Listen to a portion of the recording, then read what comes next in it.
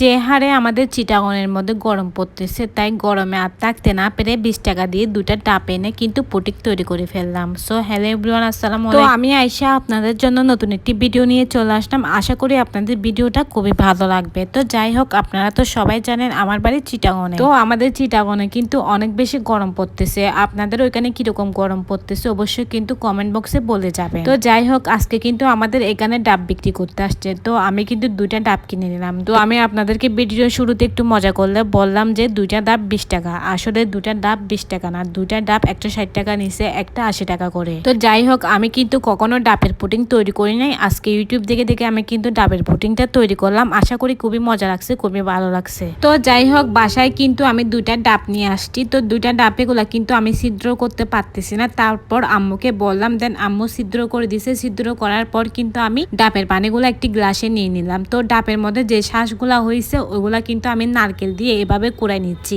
যেভাবে নারকেল কুড়াই, তো ওইভাবে আমি কিন্তু শ্বাসগুলা এভাবে কুড়াই নিলাম। তো এগুলা কি করব সেটা আপনারা অবশ্যই দেখতে পারবেন। তো ডাবের পানিগুলো আমি কিন্তু একটা ছাঁকনি দিয়ে ছেঁকে নিলাম। যেহেতু ডাব কাটার সময় কিন্তু ওইখানে অনেক বেশি ময়লা পড়ে, ময়লা থাকলে কিন্তু হবে না, তাই ছাঁকনি দিয়ে ছেঁকে নিলাম। তারপর ছেঁকে নেওয়ার পর কিন্তু আমি একটা পাতিলার মধ্যে নিয়ে নিলাম। তারপর আমি ওইখানে একটু চিনি অ্যাড করে দিলাম। যেহেতু ডাবের পানি একটু কম মিষ্টি হয়, তার জন্য আমি চিনি অ্যাড করলাম আর আগার আগার পাউডার অ্যাড করলাম। ডাবের পুডিং বানাতে গেলে কিন্তু অবশ্যই আগার আগারা পাউডারটা দিতে হয়। এই পাউডারটা না দিলে কিন্তু কখনো ডাবের পুডিংটা সেট হবে না। তো সবকিছু দিয়ে কিন্তু আমি এখন চুলার উপরে কিছুক্ষণ জাল করে নিচ্ছি। যখন একটু 2-3 বার ব্লক হয়ে আসবে তখন কিন্তু আমি চুলা থেকে নামিয়ে ফেলবো। তো ডাবের পানিতে কিন্তু আমার পরিমাণ অনুযায়ী আমি চিনি অ্যাড করলাম। আপনারা যদি একটু বেশি মিষ্টি করতে চান তাহলে কিন্তু চিনি একটু বেশি দিতে পারবেন। তো যে নারকেলগুলো আমি এখানে কুড়ায় রাখছিলাম, মানে যে শ্বাসগুলো আমি কুড়ায় রাখছিলাম, তারপর আমি একটা পাতিলার মধ্যে ওই শ্বাসগুলো সুন্দর করে সেট করে নিচ্ছি। তো আমি যেভাবে করতেছি আপনারা ওইভাবে করতে পারবেন। তারপর সুন্দর করে সেট করে নেওয়ার পর যে পানিগুলো আমি গরম করে রাখছি, মানে যে ডাবের পানিগুলো আমি গরম করে রাখছি, ওই পানিগুলো আমি এখন এই পাতিলার মধ্যে সুন্দর করে ঢেলে দিব।